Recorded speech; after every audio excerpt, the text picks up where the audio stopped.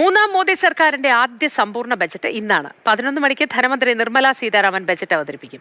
24,000 കോടിയുടെ പ്രത്യേക പാക്കേജ് എന്ന ആവശ്യം അംഗീകരിക്കപ്പെടുമോ എന്ന ആകാംക്ഷയിലാണ് കേരളം. മധ്യവർഗത്തിന് സ്വീകാര്യമായ ബജറ്റാകും അവതരിപ്പിക്കപ്പെടുക എന്ന സൂചന രാഷ്ട്രപതിയുടെ അഭിസംബോധനയും പ്രധാനമന്ത്രിയുടെ കഴിഞ്ഞ ദിവസത്തെ പ്രസ്താവനയും നൽകുന്നുണ്ട്. ബി ബാലഗോപാൽ വിവരങ്ങളുമായി ചേരുന്നു. Balagopal, good morning. വലിയ പ്രതീക്ഷയോടെയാണ് സംസ്ഥാനം ഉറ്റുനോക്കുന്നത്. ഒപ്പം മധ്യവർഗത്തിന് അനുകൂലമായ എന്തൊക്കെ ഉണ്ടാവും ബജറ്റിൽ എന്നും ഉറ്റുനോക്കുന്നുണ്ട്. പ്രത്യേകിച്ചും നികുതി ഇളവുകൾ, ആദായ നികുതി ഇളവുകൾ സംബന്ധിച്ച കാര്യങ്ങളൊക്കെ ഉണ്ടാകുമോ എന്നും ഉറ്റുനോക്കുന്നുണ്ട്. എന്താണ് വിശദാംശങ്ങൾ ബാലഗോപാൽ?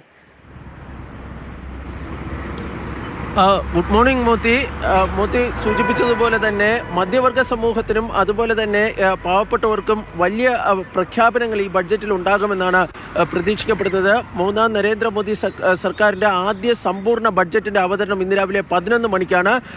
അതിന് മുന്നോടിയായി കേന്ദ്ര മന്ത്രിസഭാ യോഗം ചേരും. അതിനുശേഷം ബഡ്ജറ്റ് അംഗീകരിച്ചതിന് ശേഷം രാഷ്ട്രപതിയെ കേന്ദ്ര ധനകാര്യമന്ത്രി സന്ദർശിക്കും. ഇതിനുശേഷമാണ് ബഡ്ജറ്റ് അവതരണത്തിനായി ധനകാര്യമന്ത്രി നിർമ്മല സീതാരാമൻ പാർലമെന്റിൽ എത്തുന്നത്.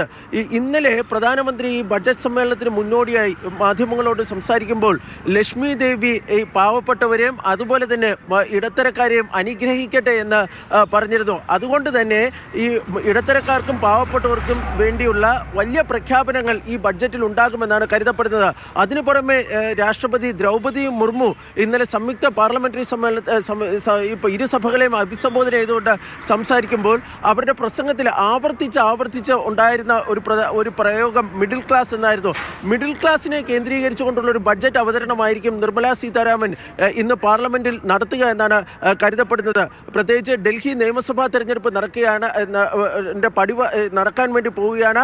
ആ തെരഞ്ഞെടുപ്പിനെ സംബന്ധിച്ചുള്ള, അതായത് ഡൽഹിയുമായി ബന്ധപ്പെട്ട നേരിട്ടുള്ള പ്രഖ്യാപനങ്ങൾ ഈ ബഡ്ജറ്റ് പ്രസംഗത്തിൽ ഉണ്ടാകാൻ വേണ്ടി കഴിയില്ല. പക്ഷേ സ്വാഭാവികമായും ഈ ഇടത്തരക്കാർക്കും അതുപോലെ തന്നെ ഈ പാവപ്പെട്ടവർക്കും വേണ്ടിയുള്ള ചില പ്രഖ്യാപനങ്ങളൊക്കെ ഉണ്ടാകുകയാണെങ്കിൽ അത് തെരഞ്ഞെടുപ്പിൽ സ്വാധീനിക്കുമെന്നുള്ളൊരു ഘടകം കൂടിയുണ്ട്.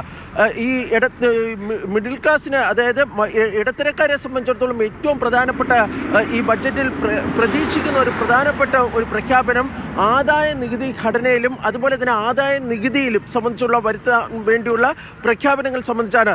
പ്രത്യേകിച്ച് രാജ്യത്തിൻ്റെ സാമ്പത്തിക വളർച്ചാ നിരക്ക് ഏറ്റവും കുറഞ്ഞ തോതിലാണ്, കഴിഞ്ഞ 2 വർഷത്തിൽ വെച്ച് ഏറ്റവും കുറഞ്ഞ തോതിലാണ് ഇപ്പോൾ നിൽക്കുന്നത്. അതുകൊണ്ട് തന്നെ സാമ്പത്തിക വളർച്ച ഉത്തേജിപ്പിക്കുന്നതിനുള്ള സാമ്പത്തിക വളർച്ച ഉണ്ടാക്കുന്നതിനുള്ള പ്രഖ്യാപനങ്ങളും ഈ ബഡ്ജറ്റിൽ ഉണ്ടാകാനാണ് സാധ്യത. അതിൻ്റെ പശ്ചാത്തലത്തിൽ കൂടി ഈ ഇടത്തര മധ്യവർഗ സമൂഹത്തിൽ പെടുന്നവർക്ക് അനുകൂലമാകുന്ന തരത്തിലുള്ള, അല്ലെങ്കിൽ അവർക്ക് ആശ്വാസകരമാകുന്ന തരത്തിലുള്ള ആദായ നികുതി ഘടനയിൽ ചില മാറ്റങ്ങൾ ധനകാര്യമന്ത്രി ഈ ബഡ്ജറ്റ് പ്രസംഗത്തിൽ വരുത്തുമെന്നാണ് കരുതപ്പെടുന്നത്. കേരളത്തിനെ സംബന്ധിച്ചിടത്തോളം കേരളം ഏറ്റവും അധികം പ്രതീക്ഷയോടുകൂടി കാത്തിരിക്കുന്നത് പ്രത്യേക സാമ്പത്തിക പാക്കേജിനെ സംബന്ധിച്ചുള്ള പ്രഖ്യാപനം ഇതിൽ ഉണ്ടാകുമോ എന്നതാണ്. കാരണം ഈ ബഡ്ജറ്റിന് മുന്നോടിയായി സംസ്ഥാന ധനകാര്യമന്ത്രി KN ബാലഗോപാൽ കേന്ദ്ര ധനകാര്യമന്ത്രിയെ കണ്ടിരുന്നപ്പോഴും പിന്നീട് മുഖ്യമന്ത്രി ഈ കേന്ദ്രത്തിന് അയച്ച കത്തിലുമൊക്കെ സംസ്ഥാനത്തിന് ഈ സാമ്പത്തിക പ്രതിസന്ധിയിലൂടെ 24,000 കോടിയുടെ പ്രത്യേക പാക്കേജാണ് കേരളം ചോദിച്ചിട്ടുള്ളത്. മാത്രമല്ല, ഈ പ്രത്യേക പാക്കേജിൽ 250 രൂപയായ റബ്ബറിന്റെ താങ്ങുവില ഉയർത്തണമെന്നൊക്കെ പറഞ്ഞിട്ടുണ്ട്.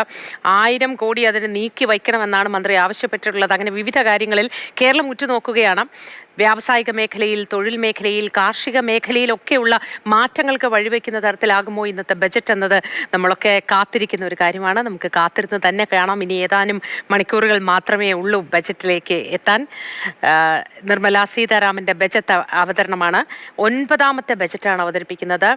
6 മുഴുനീള ബജറ്റുകളും 2 ഇടക്കാല ബജറ്റുകളും അവതരിപ്പിച്ചിട്ടുണ്ട്. അങ്ങനെ 8 ബജറ്റുകൾക്ക് ശേഷം, എനിക്ക് തോന്നുന്നു ആദ്യം മൊറാർജി ദേശായി, അതിനുശേഷം P. ചിദംബരം, പിന്നീട് ഇതാ നിർമ്മല സീതാരാമൻ. അങ്ങനെയാണ് ആ റെക്കോർഡുകളുടെ പോക്ക്.